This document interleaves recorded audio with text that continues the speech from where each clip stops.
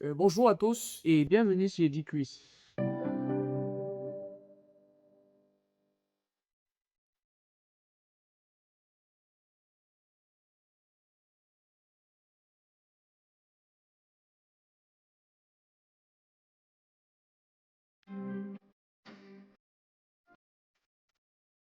Nous allons commencer avec l'exercice 1. Avec l'exercice 1, Chini premier CD, leçon 1 sur les arguments. Alors les amis, soyez très attentifs pour cet exercice. On va commencer par bien en deux, une solution. Alors, je ne sais pas. Les amis, sachez que avant de lire un exercice, n'est-ce pas, en Chine, écrivez d'abord Tony. Tony.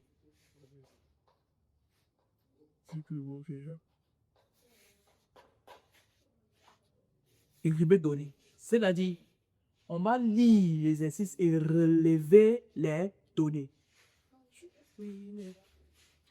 Déjà, notre exercice 1 est en deux blocs, n'est-ce pas? Le grand A et le grand I. Nous allons d'abord résoudre, n'est-ce pas, le bloc grand A.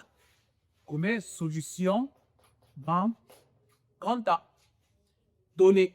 Non, lis, n'est-ce pas? Attentivement, le bloc grand A que nous allons relever les données. C'est très important.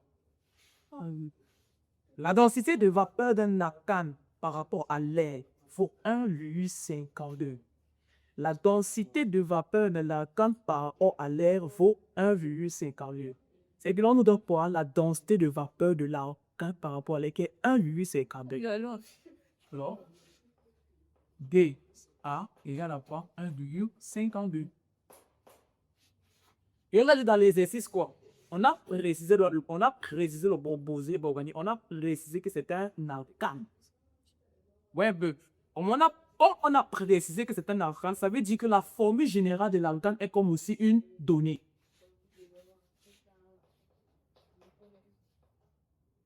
Attention. Ça veut dire que la formule générale de l'arcane est comme une donnée. Donc, ça dit formule générale de l'arcane C1H2M plus 2. Donc, la formule générale de l'arcane devient comme une donnée parce qu'on a précisé dans l'exercice que la densité de vapeur d'un arcane. On a précisé qu'il s'agit ici de la densité de vapeur d'un arcane. C'est pour ça que sa formule générale, je la mentionne comme une donnée. La plupart du temps, dans vos exercices, les amis, la formule générale des arcanes vont beaucoup vous aider à résoudre certaines questions d'exercice. À résoudre les questions d'exercice. OK. Question 1. Calcule la masse molaire moléculaire M. Bon, calculons. Calculons la masse molaire. Calculons, en fait, on donne équipe beaucoup. Calculons grand T. Calculons grand T. Calculons grand T. Ça dit la masse molaire moléculaire de A. Et on dit pourquoi on relève les données pourquoi on relève d'abord les données des exercices? Les données d'un exercice est comme un repère. Oui, Lali, les données dans un exercice est comme un repère. C'est un peu comme ce sont un peu comme des informations sur lesquelles nous devons nous reposer à chaque fois pour résoudre, n'est-ce pas, les amis, les questions données de l'exercice. Parce que le monde n'appelle que quoi, les amis? Même c'est comme ça que c'est comme ça que vous faites lorsque vous voulez résoudre un exercice. À chaque fois que vous lisez une question, qu'est-ce que vous faites? Vous plongez directement le regard sur les données. Vous commencez à vous poser la question, par rapport à la question si je vais faire comment pour la résoudre avec telle donnée qu'on m'a donné. C'est comme ça, Evan. Les données laissées au point pour un repère, quelque chose sur lequel vous vous reposez, n'est-ce pas? Ou voir un peu pour pouvoir résoudre l'exercice. Alors, je me pose la question, comment faire pour calculer la masse moléculaire de l'arcane? Comment faire? Directement, mes yeux se bandent sur les données qu'on m'a données. Et je dis, je me pose la question, quelle est la donnée qui va me permettre de résoudre ce problème? Ça dit pas arrêter là à 0,0. Quelle est la donnée qui va me permettre de résoudre ce problème? Ça dit, c'est-à-dire à calculer la masse molaire moléculaire de l'alcane. Tout simplement, je me rappelle de mon cours de seconde qui dit que pour les molécules gazeuses, n'est-ce pas, la masse molaire moléculaire M est égale à 29 D. Wait. Les données sont comme un repère. Ouais, je me refais sur les données de l'exercice, n'est-ce pas? Ensuite, je me penche, n'est-ce pas, les amis, sur mon cours fait en classe. Pas seulement qu'un peu, même depuis la seconde. Vous voyez un peu? Donc, pour calculer la masse molaire moléculaire de l'alcane, M égale à 29 dx. Apparemment d'apport application numérique, c'est que N égale à 29 fois 1 8, c'est pas mieux. Alors, moi, on voit ce que ça va dire.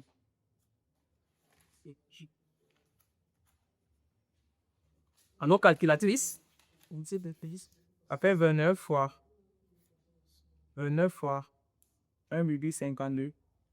je trouve 44,08.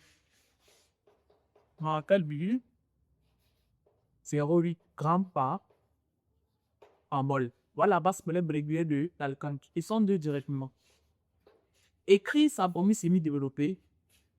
Écrivant sa formule.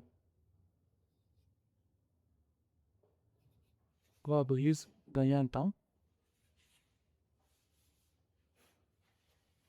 Écrivant sa formule semi-développée, donc sa FSD. Écrivant sa formule semi-développée. Les amis, vous posez la question, est-ce qu'on peut donner la formule semi-développée d'un composé sans avoir sa formule brute? N'est-ce pas, on se repère sur la formule brute du composé pour donner sa formule semi-développée, parce que là, il dit directement, il écrit sa formule semi-développée. Ça veut dire qu'avant d'écrire sa formule semi-développée, nous allons devoir faire quoi? Chercher sa formule brute. Et comme toujours, je te repère sur mes données d'exercice. C'est ça. Et en plus, il y a une donnée qui s'est ajoutée, la masse molaire moléculaire du composé. Nous avons donné la masse molaire, on a calculé à la question la masse molaire moléculaire du composé. Alors, comment faire pour avoir la formule de cortose? Voici ce qu'il faut faire. Je calcule la masse molaire moléculaire de l'alcane en fonction de N. Je calcule pour la masse molaire moléculaire de l'alcane en fonction de N. Comment faire? C'est-à-dire, j'utilise la formule générale des alcanes en fonction de N et je calcule la masse molaire moléculaire de l'alcane en fonction de N. Regardez, bien grand N, c'est Na2R plus 2. Voyez un peu. Pour dire que je vais taper la masse molaire moléculaire de l'alcane en fonction de N. Regardez, ça me donne quoi? N. Vous voyez ça?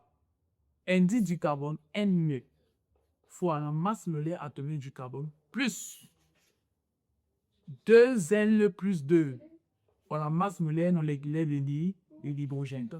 N fois la masse molaire atomique du carbone plus 2N fois la masse molaire atomique de l'hydrogène. Ça me donne 12M plus quoi? Je sais que pour la masse molaire atomique du carbone, c'est 12 plus on a MC égale à 12 et MH égale à fois à 1 plus 2N plus 2 fois 1. Ça me donne? Voyez? On calcule les macabres avec les macabres, les patates avec les patates. Donc, ça dit que je vais faire 12N plus 2N. Tout me donne 14N plus 2. Voilà la masse molaire moléculaire de l'alcane en fonction de N. Or, la masse molaire moléculaire de l'alcane est égale à 44,08. Alors, je peux écrire 14N plus 2 égale à 44,08.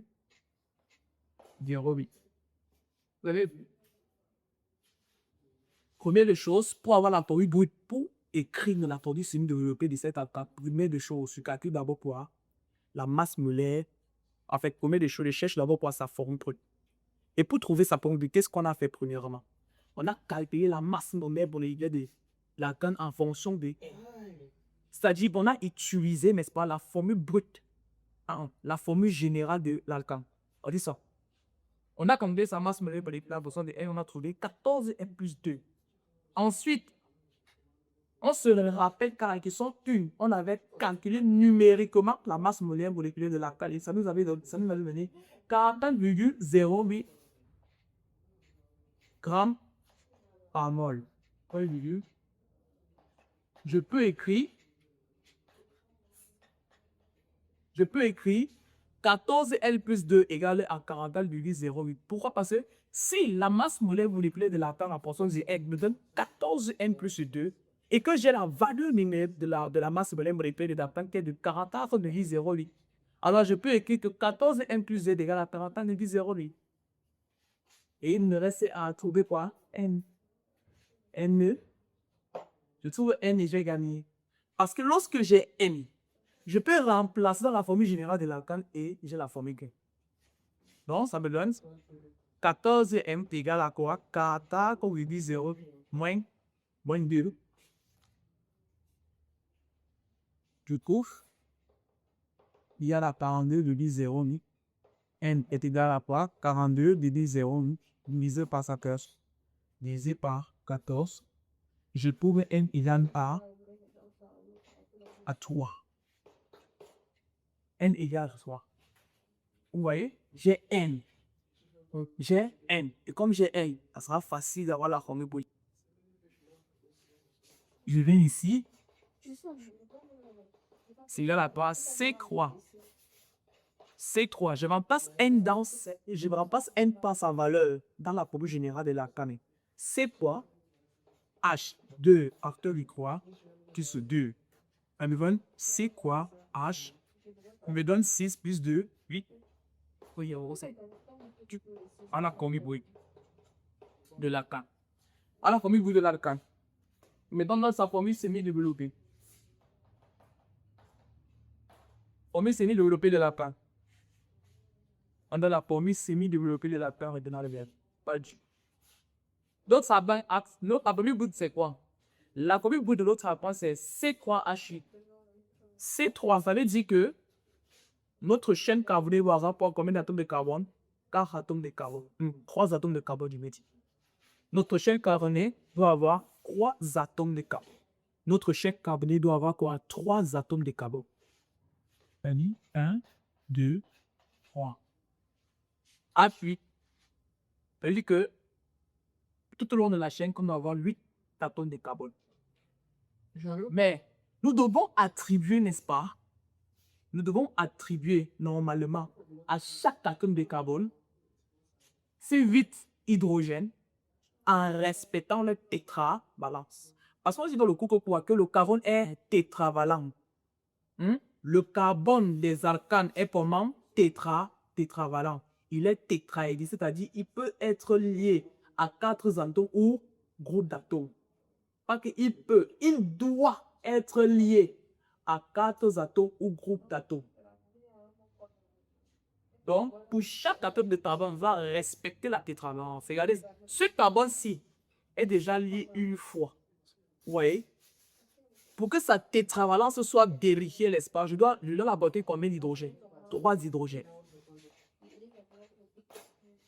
Ce carbone, elle dit combien de poids? Le carbone, si on lui lié un poids 2 fois. Pour que sa tétravalence soit liée, je dois apporter combien d'hydrogène? 2.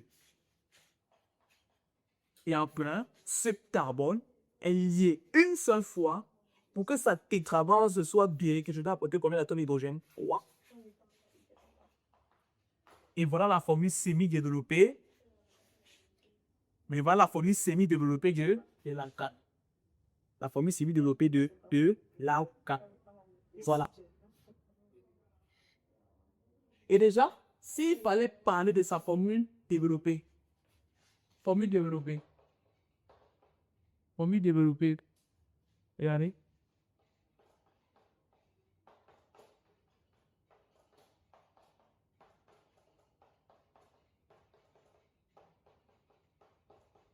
Vous voyez? Formule semi-développée, formule développée. Vous voyez la différence entre ces deux? Hmm? La formule, la formule développée de l'alkane-Si, avec toutes ces liaisons covalentes, n'est-ce pas? Toutes ces liaisons simples sont, comment dire? Je veux dire, sont exposées, si je peux dire ici, sont exposées, c'est ça? Sont mises à l'évidence, vous voyez? Rien n'est caché. On voit bien les liaisons carbone-hydrogène, les liaisons carbone-carbone, vous voyez? Donc, on peut dire la molécule est totalement, entièrement éclatée. Donc, toutes ces liaisons simples sont mises à nu. Alors que dans la formule semi-développée, regardez, sa formule semi-développée, uniquement les liaisons carbone-carbone sont identifiées. Les liaisons carbone-hydrogène ne sont pas identifiées. Donc, si on veut dire que dans le molécule, il n'est pas entièrement éclaté. Mais dans la formule développée, toutes les liaisons sont mises en évidence. La formule est totalement déplatée. Vous voyez un peu. Donc, c'est que ça. Nous passons à l'exercice grand B. L'exercice grand B. Voilà, directement est passé. Exercice grand B.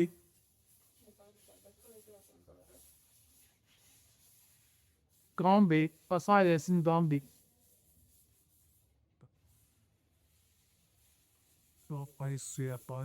Ok. Allons-y.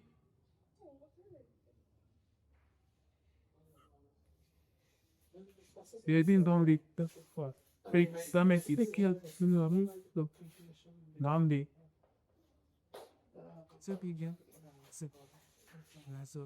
Comme je vous ai dit, les amis, prenez les choses, on écrit données. C'est déjà écrit. Maintenant, je lis l'exercice et je relève des données des exercices très importants. Qu'est-ce qu'on a dit?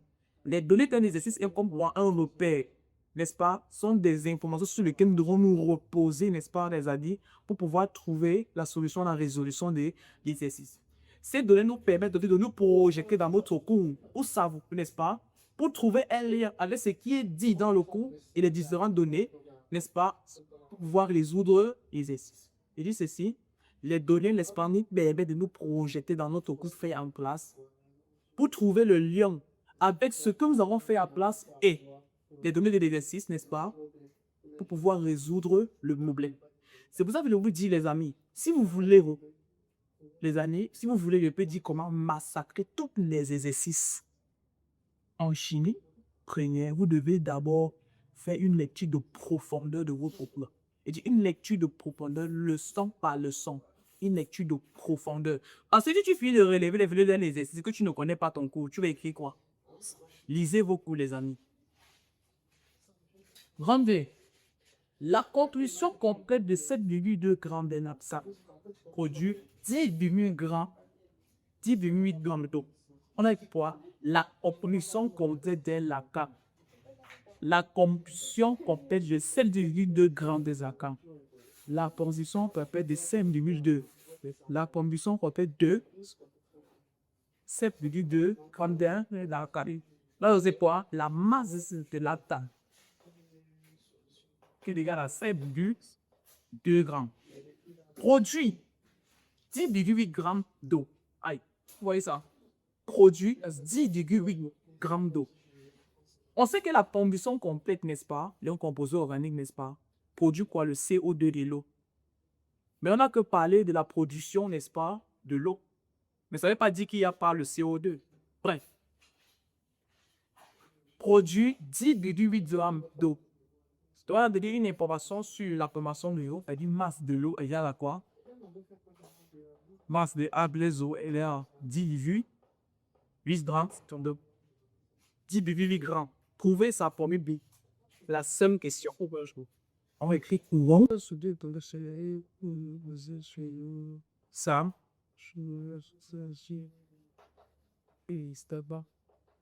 Ça commence aux zones. Ça commence de cause là.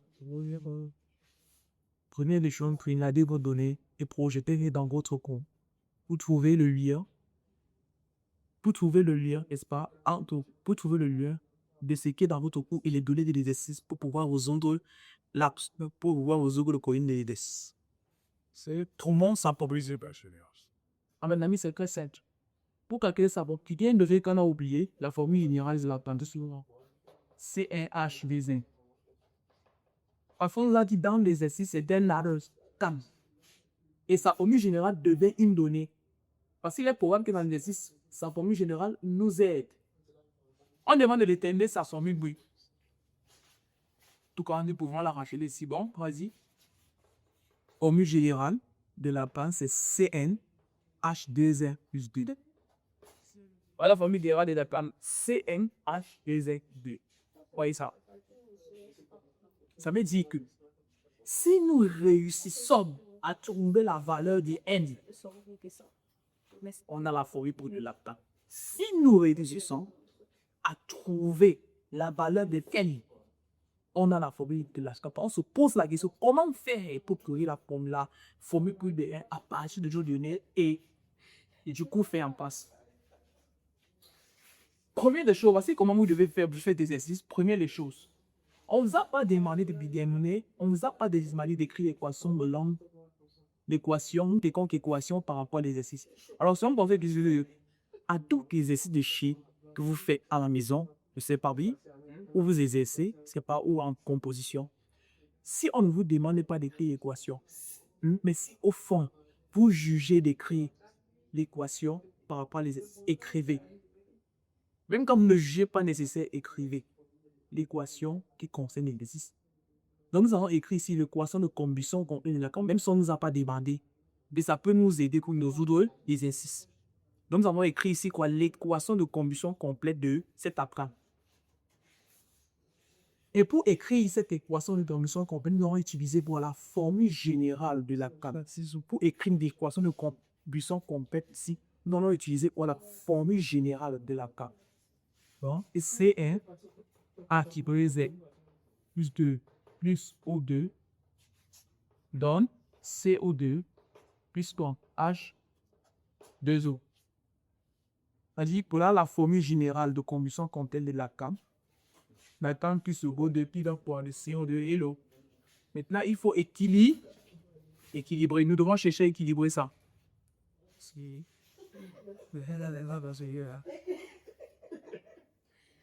Bon, ici, n'est-ce pas? Nous avons combien de carbone au niveau de la zone réactive? Au total, nous avons combien de carbone? Nous avons N de atomes de carbone. Vous voyez ça? Nous avons N atomes de carbone. C'est-à-dire que de l'autre côté, il faut aussi avoir quoi? N atomes de carbone. Bon, je mets ici N. En ajoutant N ici, ça veut dire en ajoutant N ici, nous constatons que de part et d'autre de notre équation, il y a N atomes de carbone. Maintenant, équilibrons les homogènes. Du côté des réactifs, nous avons quoi? Nous avons 2N plus 2 atomes d'hydrogène. C'est-à-dire, du côté des réactifs, nous avons 2N plus 2 atomes d'hydrogène. De l'autre côté, tout le monde ne sait pas 2N plus 2. Alors, ici, nous avons combien d'hydrogène déjà? Ici, nous avons 2 hydrogènes. En ajoutant alors N plus 1 atome d'hydrogène. Alors, en ajoutant N plus 1, ça va nous faire quoi? 2N plus 2 atomes d'hydrogène. Maintenant, équilibrons les d'oxygène. Pour équilibrer les d'oxygène, qu'est-ce que je fais? Je nomme ici X. J'appelle ici X. Pour équilibrer un atome d'oxygène. Et j'appelle ici X. Petite méthode des angles. Alors, qu'est-ce que je fais? Je totalise le nombre d'oxygène d'ici. Ici, nous n'avons pas d'hydrogène. Mais ici, nous avons les hydrogènes, c'est-à-dire, après, ici, nous n'avons pas les oxygènes, autant pour moi. Et ici, nous avons les oxygènes. Après, 2x oxygène égale à, c'est-à-dire la plaide virgule égale. Ici, nous avons combien d'oxygène? 2N d'oxygène plus. Ici, nous avons combien d'oxygène? Ici. Nous avons N plus 1 oxygène par un point. 2I égale à 30N plus E plus 7 à 3D plus 7. On veut X. Et que X est égal à 3Z plus 1 sur 2. Alors, ici, c'est beau. 3Z plus 5. sur 2. Voilà ce qu'il fallait faire pour la formule, pour l'équation Milan. Nous avons utilisé l'équation Milan et la réaction. On va écrire l'équation Milan de commission portée des autres surfaces. Et nous devons déterminer la formule, oui, regardez la regardez. On n'a pas de masse moléculaire, les amis. On n'a pas de masse molaire moléculaire. Je ne sais pas si vous voyez comment, il n'y a même pas aussi de possibilité pour calculer la masse molaire moléculaire. Alors, la seule solution que je trouve ici pour résoudre cet exercice, c'est que je dois exploiter ces données sur l'équation binaire de condition concrète, tout simplement. Je dis ceci, alors, nous devons exploiter ces données. Et des poissons comme si l'équation de commission contient de l'alcan. Les comment? En utilisant ce qu'on appelle pour la relation pour la mole. Parce qu'en utilisant la relation en fonction des données, n'est-ce pas, je vais me retrouver, n'est-ce pas, avec quoi? Avec le n neutre. Là, ma relation, et j'aurai pour but, j'aurai pour objectif, n'est-ce pas, de trouver une expression de 1 et d'attirer la valeur de 1. Alors, qu'est-ce qu'on va donner comme données? On nous a donné quoi? On va donner quoi? La masse de la tasse, c'est quoi fort?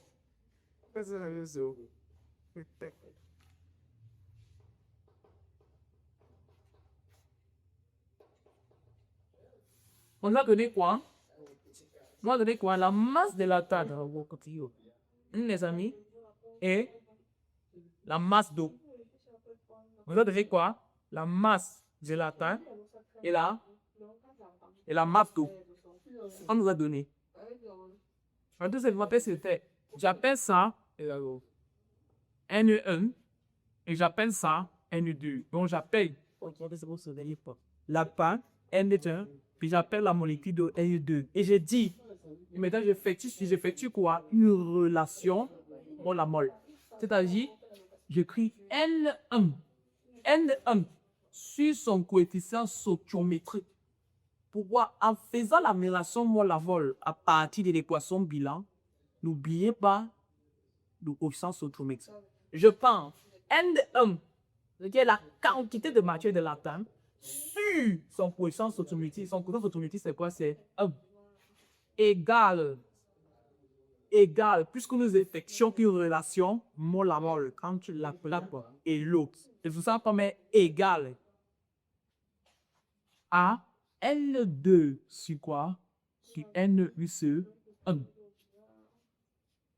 Et c'est tout comme ça. L2 sur L plus 1. Voilà la relation mole-la mole. Ici, les amis, la chimie s'arrête. Ce qu'on va faire avant, ça sera maintenant la mathématique. Voilà la relation mole-la mole étape. Mettez-vous dans la tâche développée. L1 nous représente pas la quantité de matière de la carte. Et quelle information qu'on nous a donnée sur la quand on nous dit quoi? La masse de l'atome. L2 représente quoi? La quantité de matière de la molécule d'eau. Et quelle information nous a donnée sur la molécule d'eau? La masse de l'eau. Alors on sait que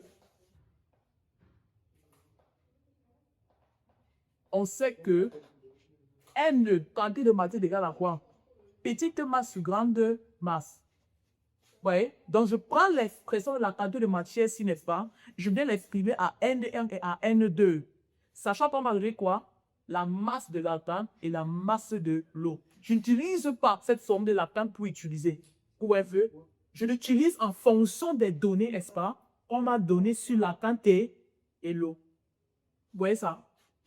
Donc, ça me donne M1 sur grand M1 égale à M2 sur N plus 1 M2. Vous voyez ça? Vous voyez ça?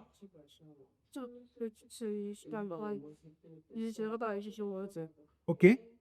Je vais produire des moyens en produire des escaliers. Et à partir de la mathématique, chacun se débrouille à passer comme il peut. Donc, à partir de la chimie est finie de vie ici.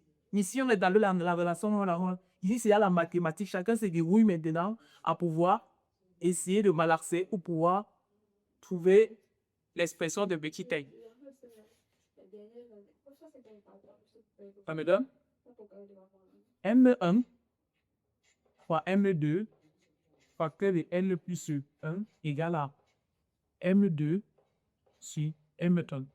Oui, je fais produit des moyens.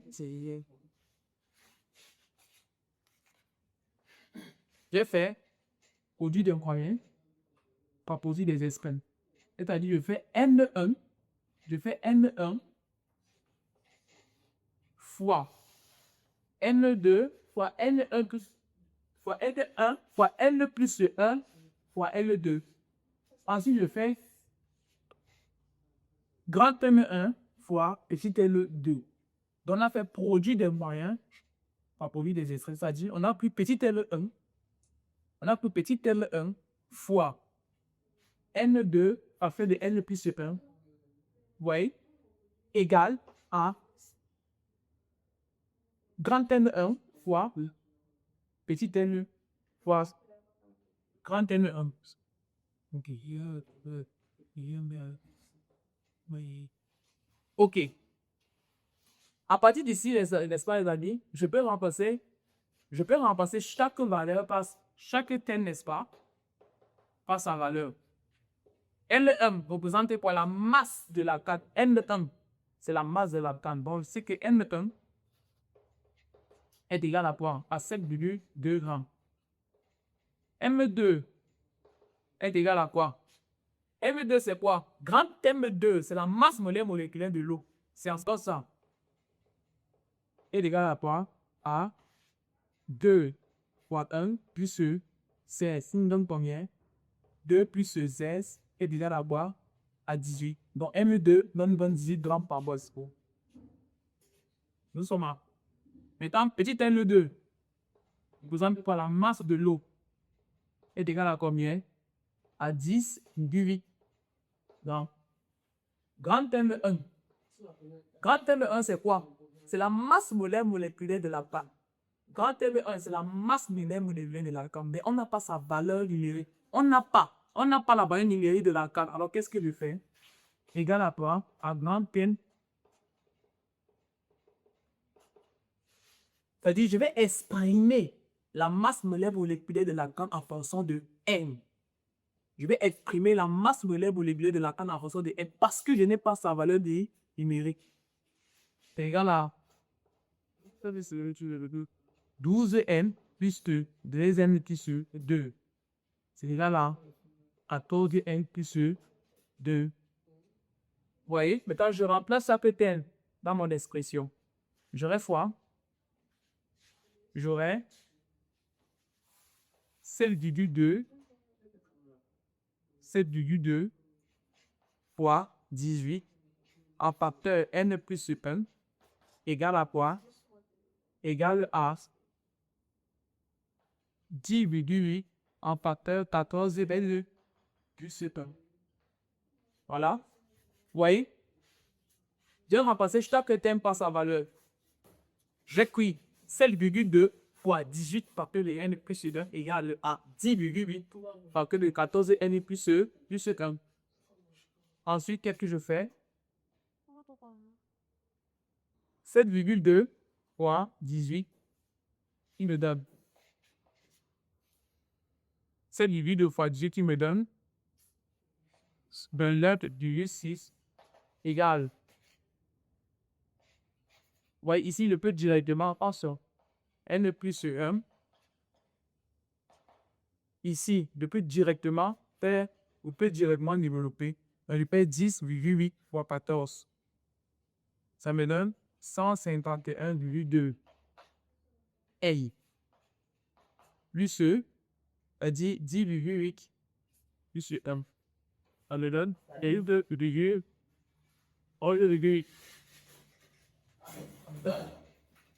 Je développe ici N, c'est-à-dire 129,6 N plus 129. Non, ça me donne plus 129,6 égale à 151,2 N plus 11,8. Ok. sommes arrivés là. Et maintenant, nous allons résoudre cette équation du premier degré. En fait, c'est ça, une équation. On doit rassembler les patates avec les patates et les macabos avec les macabos. Alors, qu'est-ce que je fais?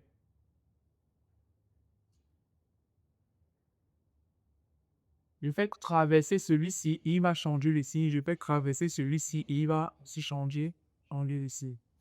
Et nous donne quoi? Amusant. 109,6 moins formulé. 8 égale à 150 8 de n moins 129,6 n. Donc 129,6 n moins 11,8. Je trouve 117,8 égale à 151,2 n moins 129,6. Je trouve 21,6 n. Donc n est égal à 117,8 divisé par 1,6. Donc 117,8 divisé par 21,6.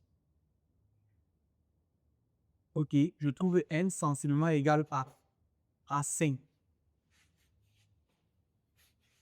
Je trouve n sensiblement égal à 5. Donc, la formule, je dirais, la formule B sera C, C1H, 2 plus 2, égale, on va dire C, 5H, 2 après le 5, puis 2 pour T5H, 12. Voilà, comme nous devons trouver notre complément. Dans les manières, voilà ce qu'il fallait faire ici pour résoudre cet exercice. Ok. Vous êtes sur Edgy Quiz et rendez-vous pour un prochain exercice sur la leçon sur les altans. Ok. C'est bon.